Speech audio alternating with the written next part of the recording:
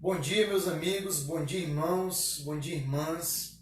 É um prazer estar aqui com vocês, iniciando esse novo módulo aqui da nossa turma de Antigo Testamento, Panorama do Antigo Testamento, módulo 2.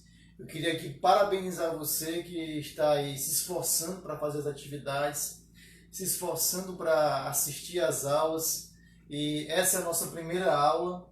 E o tema dela é o genocídio cananeu. Por que Deus mandou matar? Perceba que a gente já vai iniciar aqui uma aula bem interessante, bastante polêmica, e vai ser muito bom aprender com vocês hoje. Então, para iniciar, alguém já perguntou para você, ou você já se fez essa pergunta, por que Deus mandou matar no Antigo Testamento? Por que Deus é um Deus pacífico no Novo Testamento e no Antigo Testamento ele é tão cruel? Ele manda matar pessoas, manda matar crianças, mulheres, homens. Qual a resposta para essa pergunta? Você já entrou em crise por causa dessa pergunta? Nós vamos responder essa pergunta hoje para você. Eu queria que você pegasse a sua Bíblia, pegasse um papel e uma caneta para anotar as coisas interessantes que você vai aprender aqui hoje, tá bom? Vamos continuar a nossa aula.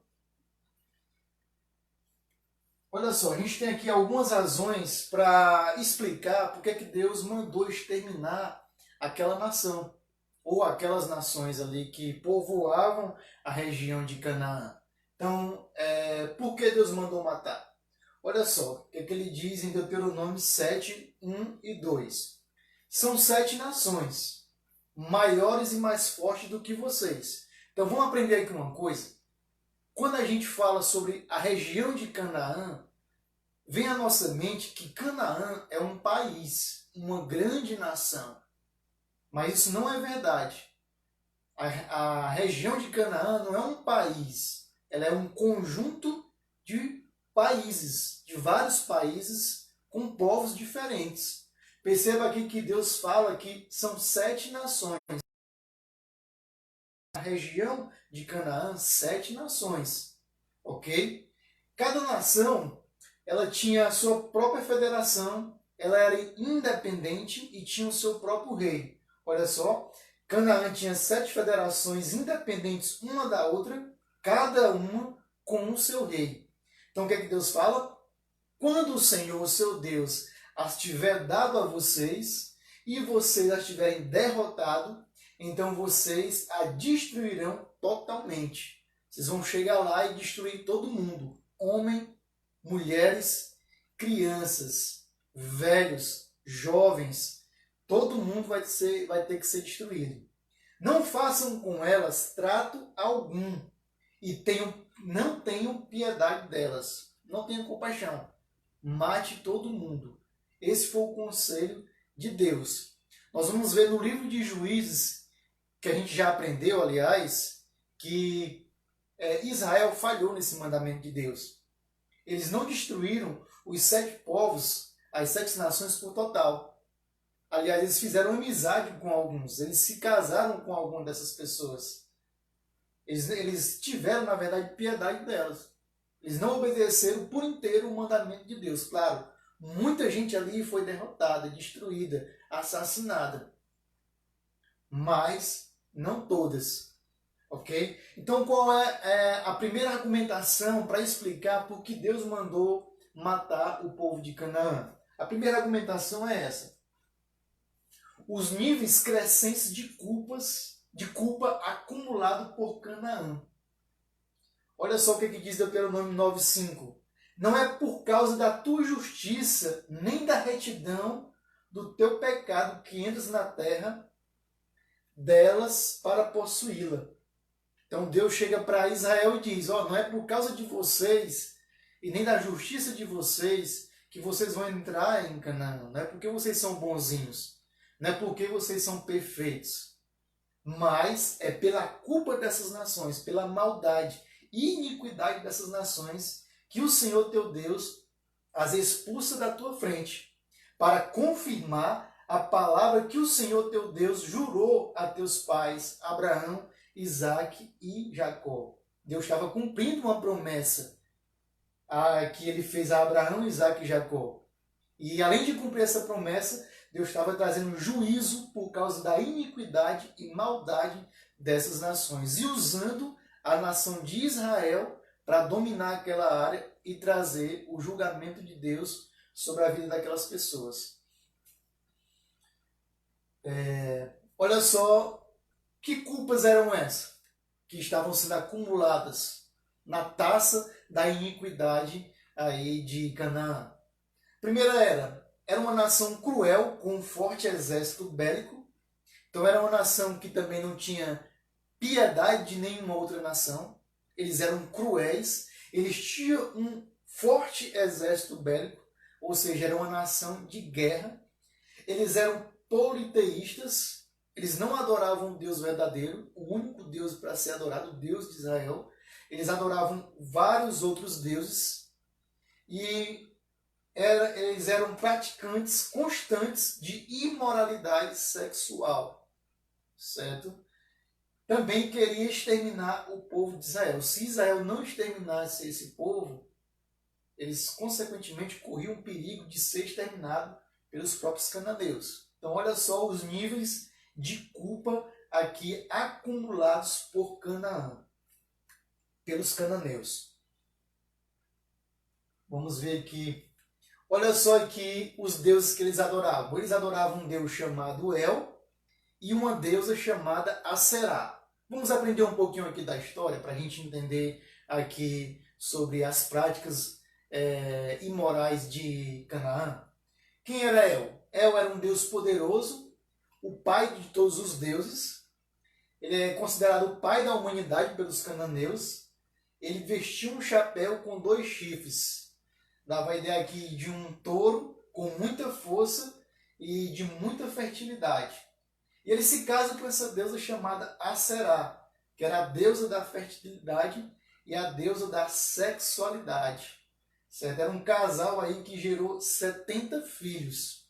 Ok? Olha só como é interessante essa história. Nós temos aqui algumas figuras que representam aí o El e a Aserá, El aqui do seu lado direito e a Aserá do seu lado esquerdo. Ok? E eles tiveram um filho chamado Baal.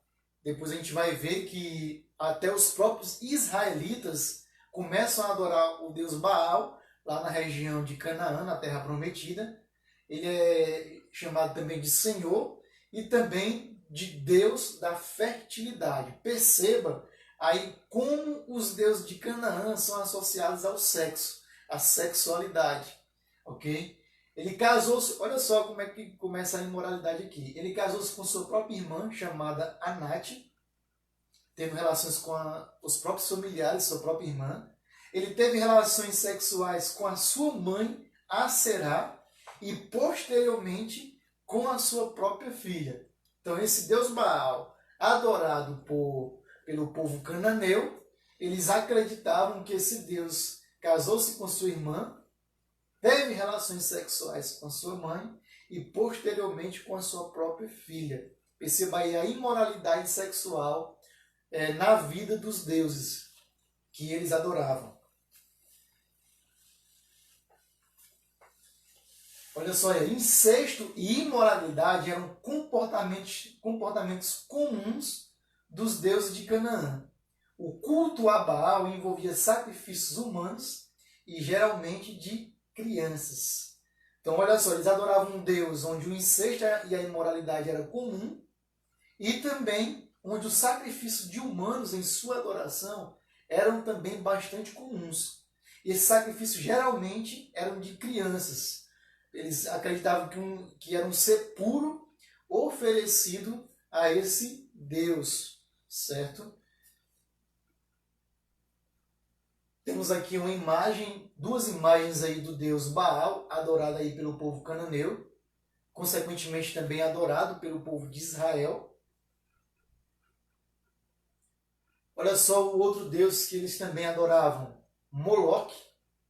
Nos rituais de adoração havia atos sexuais com virgens e adolescentes e sacrifício de criança. Então, como você vê na figura, quando eles iam adorar o deus Moloque, eles antes ou durante o rito de adoração, eles tinham práticas sexuais. E eles usavam virgens adolescentes para ter essas práticas sexuais. E também costumavam sacrificar as crianças. Onde que eles sacrificavam a criança? Eles sacrificavam as crianças e oferecia aí essa criança para ser consumida na cavidade dessa imagem. No seu ventre havia uma cavidade em que o fogo era aceso para consumir sacrifícios, que no caso eram as crianças. A sua aparência era de um corpo humano e a cabeça de boi ou de leão. Então você vê aí a imoralidade sexual sendo cultuada através desses deuses e o sacrifício de criança. Perceba aí o nível de culpa e maldade, iniquidade e cegueira espiritual aí acumulado pelo povo de Canaã. Nosso Deus, ele é um Deus santo. Ele não permite que sua santidade ela seja ofendida. E Canaã estava ofendendo a santidade de Deus com essas práticas pecaminosas. E a gente aprende na Bíblia que tudo que você adora reflete no seu comportamento. Você já ouviu essa frase? Você é aquilo que você adora. Muitas vezes nós nos tornamos aquilo que adoramos.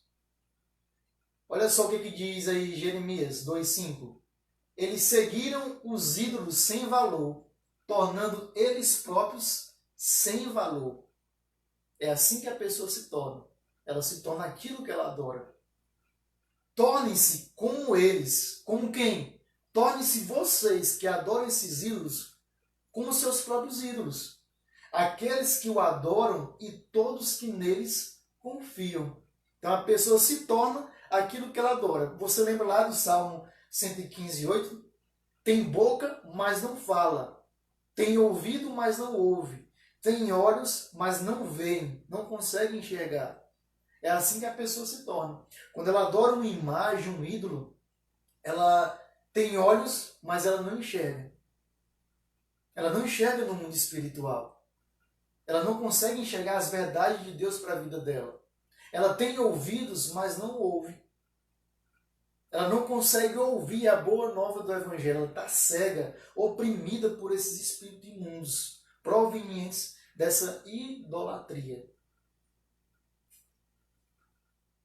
Então era assim que o povo cananeu estava se tornando, um povo sem valor. Ora, os ídolos não tinham valor. Então eles estavam se tornando, eles próprios, sem valor. Um povo imoral, um povo indecente. Um povo que não tinha comunhão com Deus, mas que ofendia a santidade de Deus.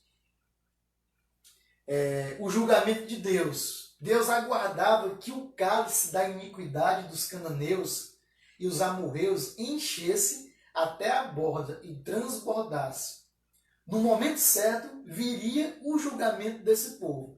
Pense aí em uma taça de vinho. Essa taça de vinho ainda não estava cheia ainda.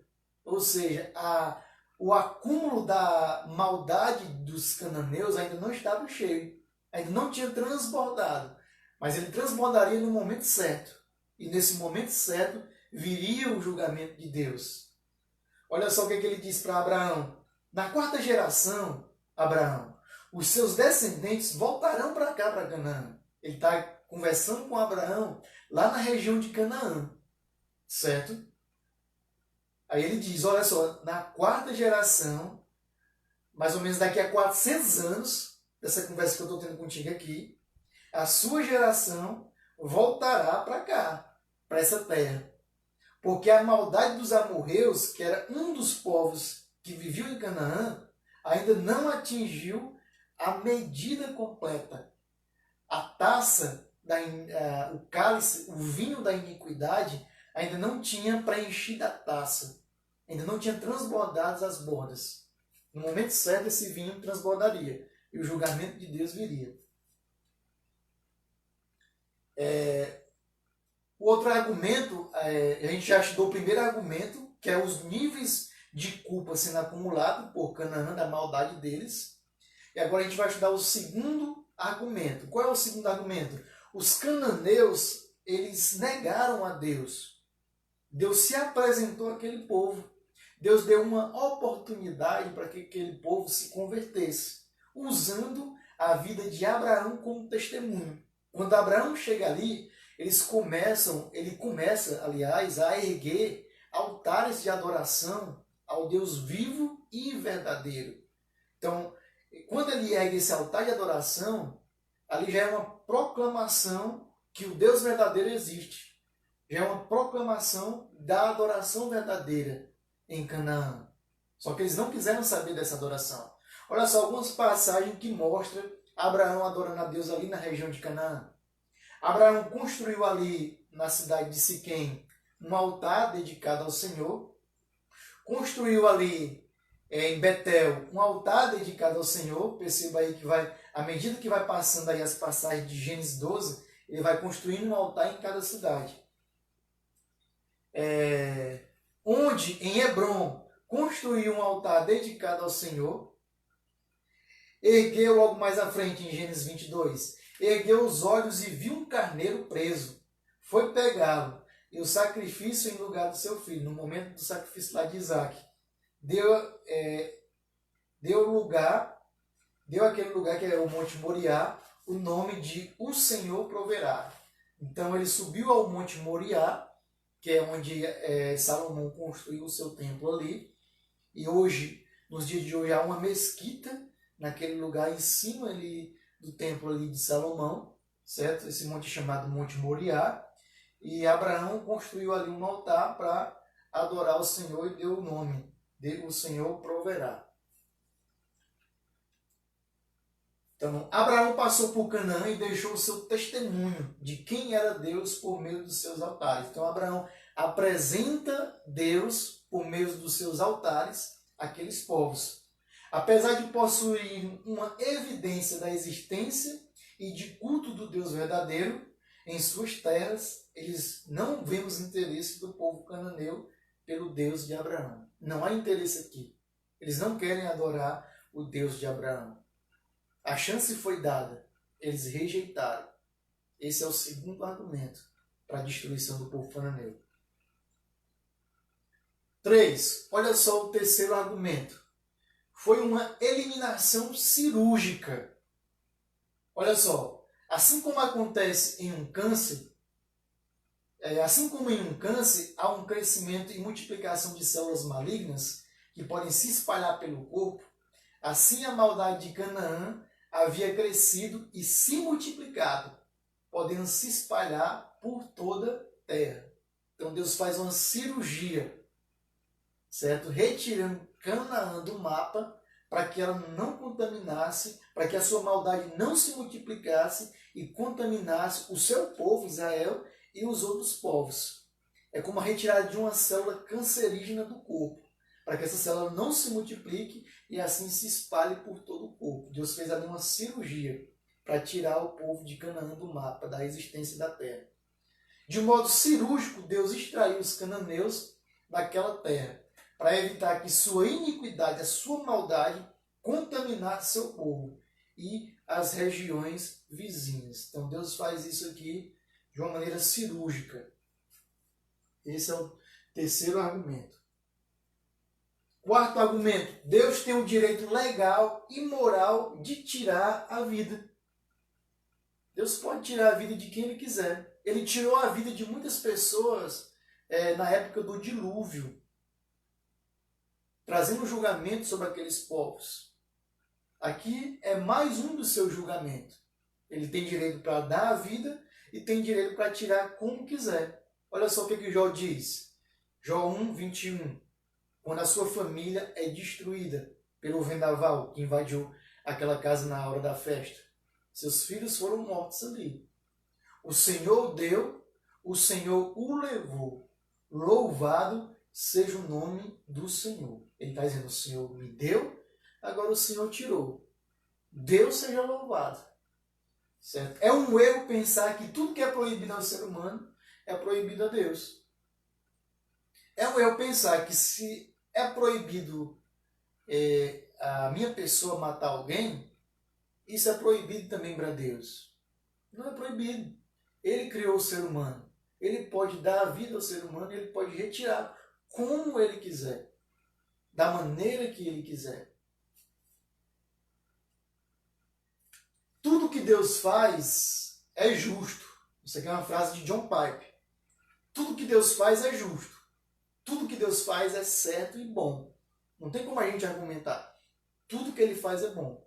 E outra coisa, ele não nos deve nada. O simples fato de eu respirar, o simples fato de eu viver e de nada de mal acontecer comigo é pura graça de Deus. Ele não erra com ninguém. Ele nunca errou comigo, nunca errou com você e nunca vai errar. Ele não erra com ninguém quando toma a sua vida. Seja a vida com 2 semanas, seja ela com 92 anos de idade. Ele não erra com alguém quando a pessoa morre cedo. Ele não erra com alguém quando ela morre tarde. Somos todos pecadores. E o que é que a gente merece? Nós somos pecadores que ofendemos a santidade de Deus. Nós merecemos simplesmente a morte e ir para o inferno. É isso que nós merecemos. Mas pela graça de Deus, nós estamos respirando hoje. Nós somos protegidos por sua misericórdia. E em Cristo Jesus, nós vamos habitar no céu, na sua presença. Isso é graça. Nós não merecemos. É graça. Certo? 5. Olha só o quinto argumento. A conquista foi, na verdade, uma retomada de posse. Abraão foi uma espécie de comerciante que negociava e adquiria terras na região de Canaã. Deus tira Abraão da sua cidade-mãe, que é nós aprendemos isso. Ele diz, e agora essa terra aqui é sua, é para os seus descendentes, Canaã. E Abraão aqui, ele não chega lá e vai tomando o terreno para si. Na verdade, Abraão era um homem rico, era um comerciante. Ele compra esses terrenos. Então, os terrenos eram dele, da sua família, dos seus descendentes. Essas terras foram confiscadas ilegalmente pelos cananeus durante a morada dos hebreus no Egito. Então, houve fome em Canaã. O que aconteceu? A família de Jacó deixou a região de Canaã e foi morar no Egito. Durante esse período no Egito, o que acontece? Os cananeus confiscam ilegalmente essas terras para eles. Mas que na verdade não eram dos cananeus. Eram de Abraão, compradas de uma forma legal. A conquista de Josué foi apenas uma retomada de posse. Quando Josué conquista Canaã, ele está apenas retomando a posse daquilo que Abraão comprou. E que era a herança de seus filhos. Daquilo que já havia sido comprado por Abraão. Ok? Então era apenas uma retomada de posse. 6. Israel possuía um governo teocrático. O que é um governo teocrático? É um governo onde é Deus que governa a nação. Não é um rei, não é um presidente, não é um governador, mas é Deus que está no centro do governo daquele povo, da orientação. Certo? Então o governo de Israel naquela época era teocrático. Até Saul, certo? O governo era teocrático.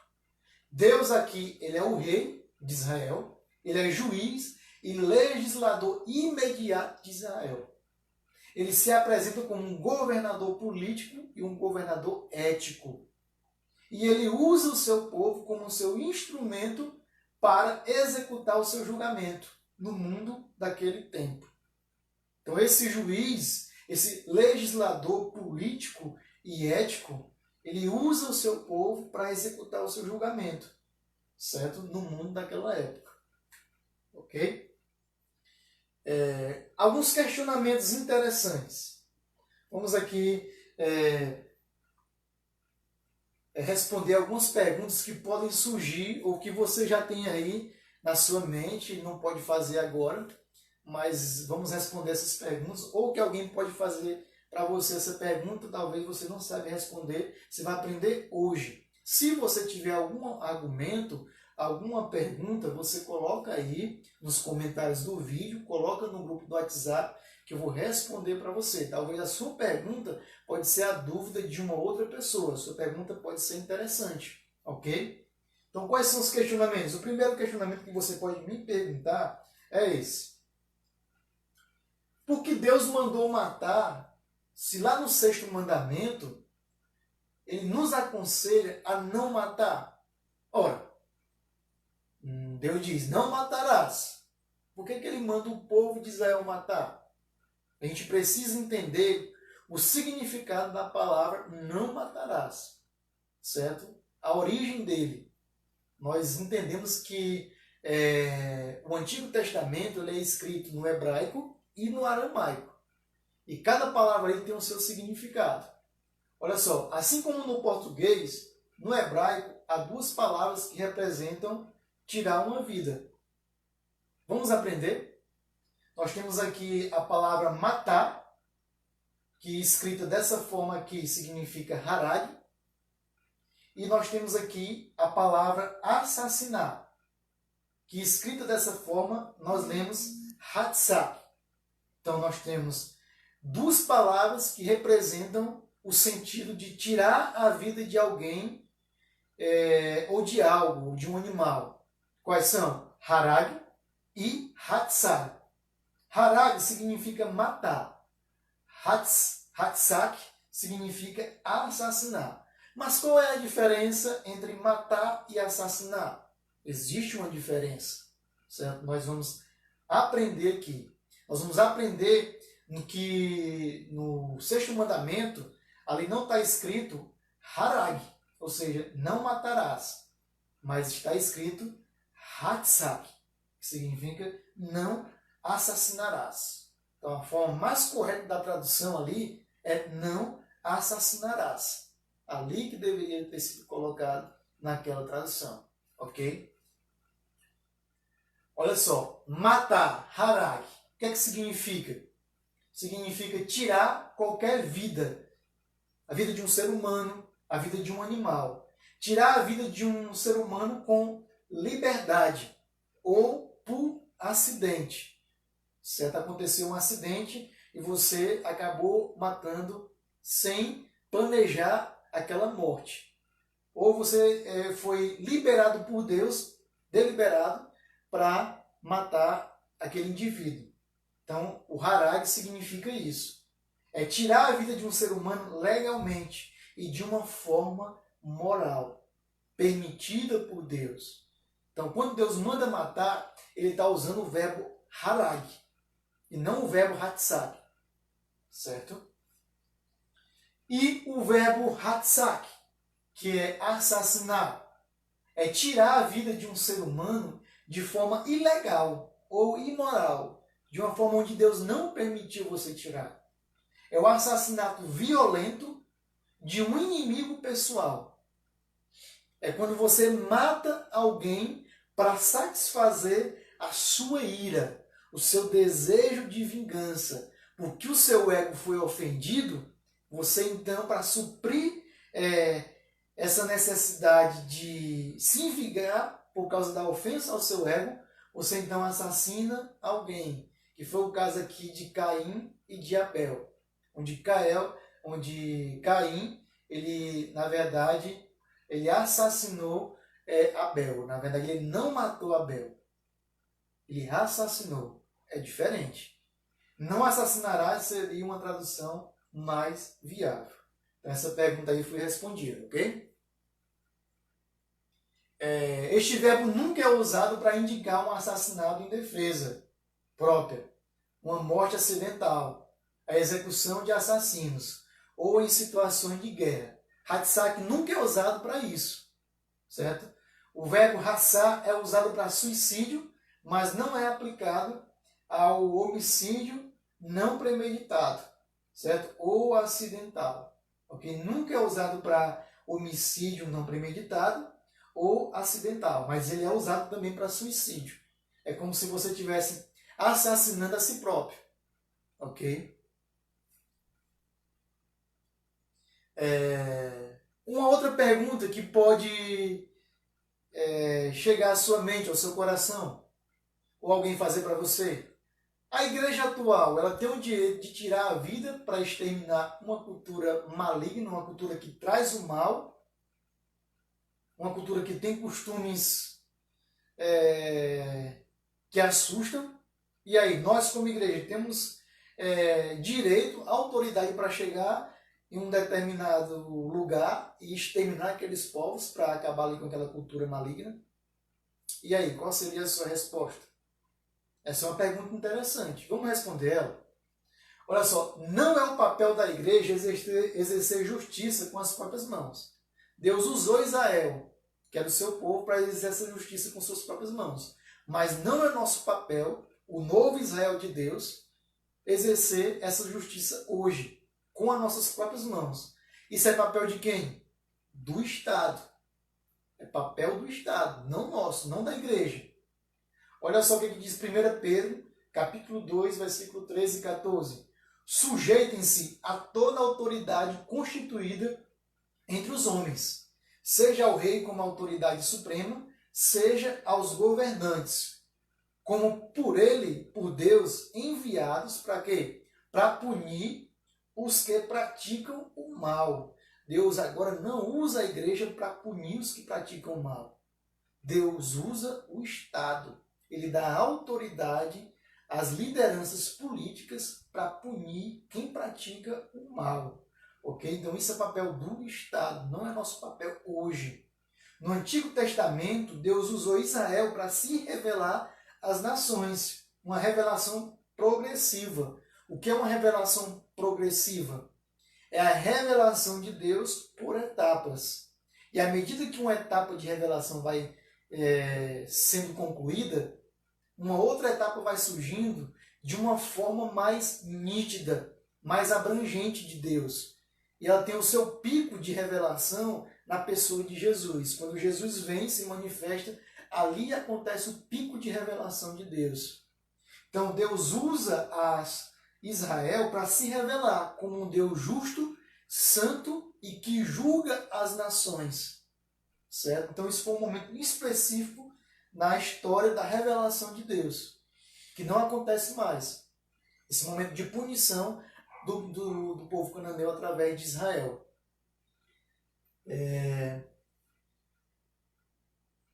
Mas se você praticar o mal, tenha medo, pois ela, quem é ela? A autoridade, o governo, o Estado, não porta a espada sem motivo. Não porta a munição sem motivo. A punição. Ela é serva de Deus, agente da justiça para punir quem pratica o mal. Uma outra passagem em Romanos 13, 4. Hoje Deus deu a espada a quem? Deus deu a espada ao governo. Ele não deu a espada a nós como igreja. Não cabe a nós destruir as pessoas com as nossas próprias mãos. Quem derrama sangue do homem, pelo homem seu sangue será derramado. Nós não podemos matar, porque se nós matarmos, nós vamos também ter que ter o nosso sangue derramado. Porque a imagem de Deus, o homem foi criado. Ok? Terceira pergunta, ainda na mesma pergunta, aliás. A igreja hoje não é Israel. E nós não somos uma entidade política. Olha só o que John Piper fala. Não matem para espalhar o evangelho, mas morram para fazê-lo conhecido. Deus usou o povo de Israel para apresentar a sua mensagem àquelas nações, através do genocídio daqueles povos. Hoje, Deus pede para que a gente morra, mate o nosso eu, ou talvez até sacrifique a nossa vida para que o evangelho ele seja conhecido. Ok? Uma terceira pergunta. Israel não deveria respeitar a cultura das outras nações que povoavam ali a região de Canané? Não foi uma falta de respeito Israel exterminar a cultura daqueles povos, matar todo mundo para acabar com aquela cultura maligna? Olha só o que William Foxell Albright fala. Quem é esse William? ele é um arqueólogo, ele também é um humanista que estuda os povos e nações antigas. E uma coisa interessante é que ele não é religioso. Ok? Então é muito interessante o argumento dele. O que ele diz? Israel fez foi um favor para o mundo em eliminar uma cultura de índole tão doentia e cruel. Ele está dizendo aqui que Israel fez foi um favor em eliminar aquela cultura, aquele povo. Porque assim como a gente estudou naquele argumento lá da cirurgia de Deus, a maldade de Canaã podia se espalhar por todas as nações e ali corromper aqueles povos, inclusive o povo de Deus. É um grave erro afirmar que todas as culturas, indistintamente, devem ser respeitadas ou preservadas. Isso é erro. Ou que todas elas têm o mesmo direito civil de existir, sem transmitir qualquer problema para a geração futura. Isso é erro, certo? Uma cultura maligna, ela pode colocar em risco a vida das pessoas. Ela pode colocar em risco a questão moral, espiritual e religiosa na vida das pessoas. Você vai ter que concordar comigo que você seria a favor dessas culturas no seu país, na sua cidade, dentro da sua casa. O que você acha de preservar esse tipo de cultura? Será que elas servem para o bem da humanidade? E aí, você aplaudiria a cultura nazista? Você é a favor da cultura dos canibais, de comer pessoas, de matar pessoas e comê-las?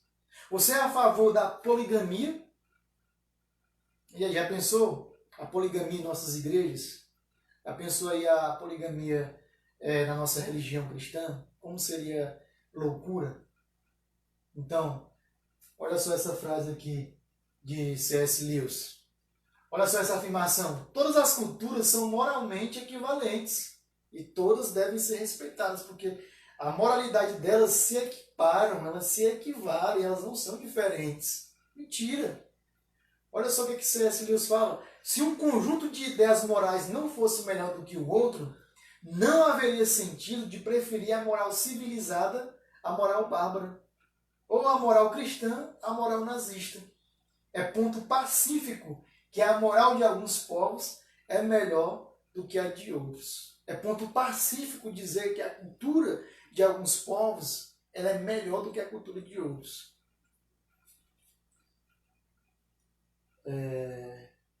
Olha só essa tabela aqui para explicar um pouco sobre o julgamento de Deus no Antigo Testamento e o julgamento de Deus atualmente. No Antigo Testamento, a maldade dos cananeus ofendeu a santidade de Deus. Hoje, o pecado da humanidade ofende a santidade de Deus. Assim como a iniquidade de Israel não, dos cananeus, ofendia a santidade de Deus, hoje o pecado do ser humano também ofende a santidade de Deus. E aí Deus está dizendo hoje para a gente que o cálice, como ele disse para Abraão, o cálice saindo da humanidade atual, ele não foi transbordado. No momento certo, esse cálice de maldade, ele vai transbordar. E eu virei trazer julgamento, vou trazer julgamento para o mundo inteiro. Deus usou o testemunho de Abraão para se apresentar aos cananeus no Antigo Testamento. Deus levanta Abraão para que ele testemunhe sobre ele aos povos cananeus. Hoje, Deus usa o testemunho da igreja, Deus usa o meu testemunho, o seu testemunho, para se apresentar ao pecador. Ele está dando uma chance para que esse pecador se arrependa, através da pregação, do estudo da palavra, do louvor. Deus trouxe juízo para punir a maldade e incredulidade dos cananeus no Antigo Testamento. Hoje, logo mais, Deus trará juízo para punir aqueles que rejeitaram a Cristo Jesus. Então, o genocídio dos cananeus é uma revelação daquilo que Deus fará no futuro, certo? Do seu juízo sobre a humanidade, ok? Nós finalizamos nossa aula, espero que tenha sido de grande proveito. Essa é a nossa primeira aula do módulo 2 e aqui está o exercício para você fazer na sua casa. Você pode me entregar esse exercício até a próxima aula, no próximo domingo. Toda semana nós vamos colocar aqui no Facebook uma aula do nosso módulo, tá ok? Queria que você comentasse aí o que você achou da aula, o que você achou do ambiente, se o som está legal, se a imagem está ok, para a gente ter esse feedback. Ok? Primeiro exercício, o exercício aqui, cite e explique 3 razões por que Deus mandou exterminar os cananeus. Segundo, explique por que a igreja não tem o direito de exterminar uma cultura que traz o mal. E por que Deus mandou matar, se no sexto